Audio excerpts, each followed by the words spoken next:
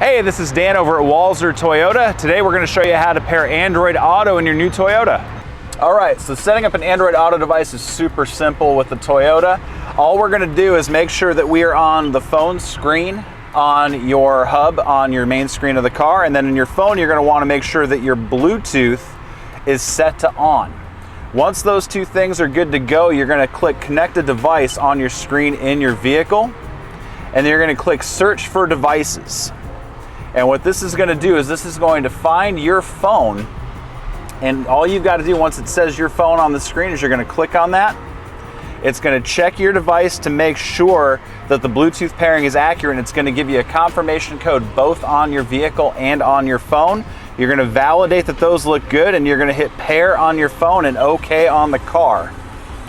Once you do that, it's going to ask you if you'd like the phone to be set as the primary device. If you have multiple phones, you don't have to do that. I recommend setting up your main phone as your primary so it always auto connects to that vehicle.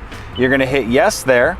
You're going to make sure that you allow any access points on your phone that are needed for the vehicle. So it'll ask you if you want to allow those points of contact. Hit yes on your phone, and then you're going to hit Start Android Auto in your vehicle. You hit OK there. Your device will connect, and once that is done, your phone is connected on your vehicle. Just that simple.